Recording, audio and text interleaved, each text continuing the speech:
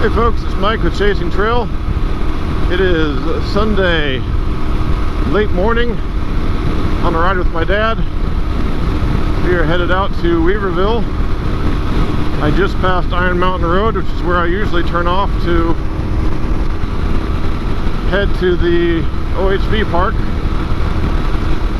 So we'll be continuing west, up over the hill, and gonna ride around the Lewiston area.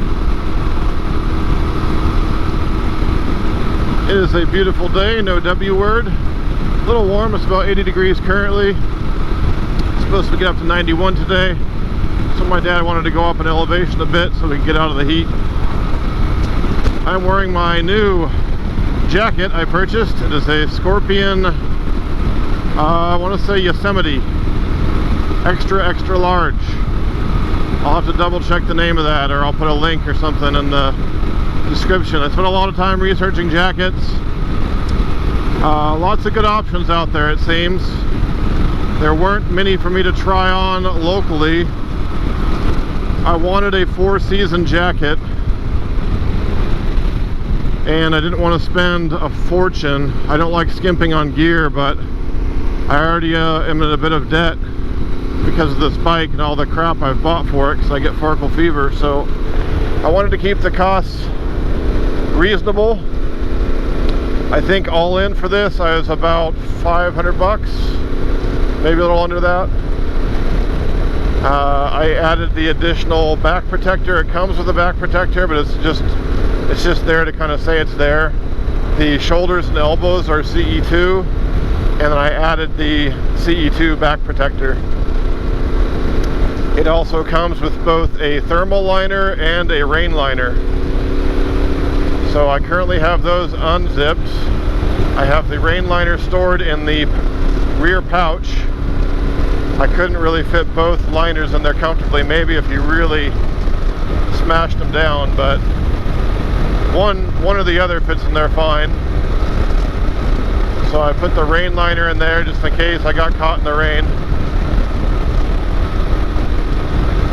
And have this in summer mode, so there are arm vents. You won't be able to see on the camera. I don't want to fuck around too much while I'm riding. There are full-length arm vents. The chest, basically where the chest pockets are fully vented. The entire back on both sides unzips and vents. And there are vents by both armpits. So it's really well vented, and I gotta say, the ventilation's great. I'm not hot at all. Very comfortable.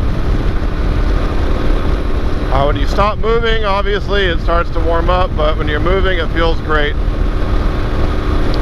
So, I mean, I've only had the thing on for like 20 minutes, but my initial impressions are very good. It's definitely kind of stiff with both liners in, which that's to be expected, and the jacket material on the elbows is a little abrasive, so I can feel it when I'm walking around or whatever.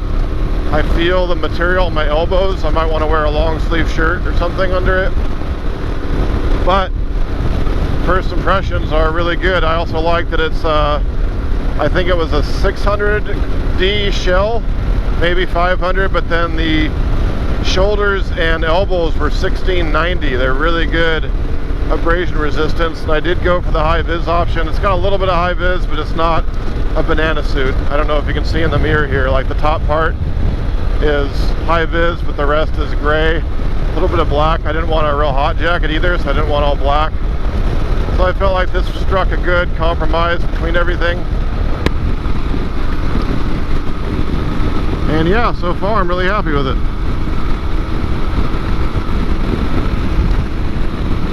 Here's Whiskeytown Lake, looking beautiful as always. So I set the odometer on the last ride I just filled up. I got like 54 miles per gallon on my last ride, so that's pretty good. This is right about what I expected. I expected between 50 and 55, so right on the money.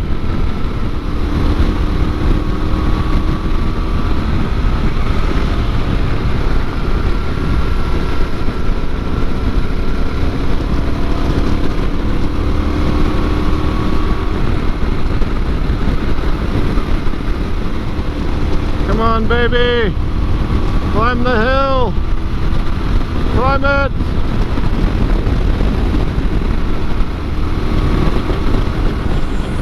Hugelot gets the eye of the tiger going up that hill. It's the first time I've noticed the power on this, that it was, I don't want to say it certainly wasn't lacking. It climbed it, no problem. And if I had downshifted sooner, I probably would have been better off. I should have been in 5th for most of that. But that's where, on my 1250, it would just rip up that. You basically didn't feel hills. I mean, you saw hills, but you didn't feel them. This one, I felt the hill, if that makes any sense. Definitely cooled off up here. I may have to zip up the jacket. This thing vents really well. Hugelot is not going to stand for this. I guarantee. I guarantee it. Like George Zimmer. There's the Zimmerman. I got it mixed up. The one guy murdered Trayvon Martin. The other one sells suits. I think it's Zimmerman that sells the suits. I had a roommate and a band member that worked for Men's Warehouse, and he went to this annual company retreat somewhere. Can't remember where it was, Texas or somewhere. And George Zimmerman was there. He was in the elevator with him going up to the pool on the roof. And he handed him some weed Reese's peanut butter cups. He's a big marijuana advocate. And he said, "Hey, you want these?" And he handed them to him, and then he ran, and as soon as he got out of the elevator, he ran and jumped in the pool with all his clothes on. That's my George Zimmerman story. Didn't witness it myself, but my roommate was an honest dude. And I guess if you own the Men's Warehouse, you can afford to replace your suits pretty easy. So here's a good example. This is a decent hill, not super steep. I'm going to stay in 5th going up the hill. Whereas on my 1250, I probably could have just stayed in 6th and just cruised up it. I'm not someone who really looks at the RPM gauge very often. I just go by feel, what feels right, keeping the bike in the RPM range where it feels happy. And I do glance at the RPM gauge on occasion, but I don't ride by it. I ride by feel. That's why I like bikes that I can feel a little bit. I don't want a bike that's too smooth where I can't feel it. It's one thing that concerns me about the inevitable future of electric bikes. They're just not going to have that feeling. I will not be an early adopter of electric motorcycles. Call me what you will, but I'm still a fan of the internal combustion engine. I am looking at purchasing a hybrid vehicle for my wife to replace our Honda Odyssey minivan. Gas is so fucking expensive right now that the savings on gas alone, and with the amount she drives on the average day, taking our kids to school and back twice a day, it's a significant savings. I think gas prices might go down a little bit, but I don't think they come back down to pre-Biden levels anytime soon.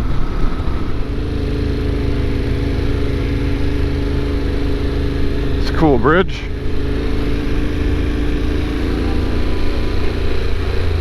Some doggos down there. Fat and happy. Smell that truck up ahead. It smells good. Is that weird? Is it weird that I like that? I also like the smell of gas, which probably isn't good.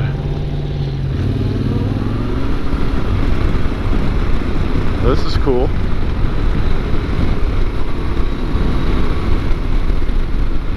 I could live right here if I had broadband.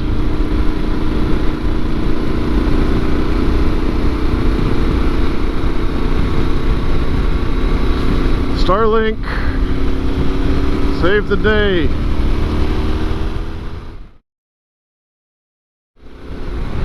Yeah, this is a really cool road. I'm getting a massive roner right now. That's a road boner. When the road's so good, you get sexually aroused.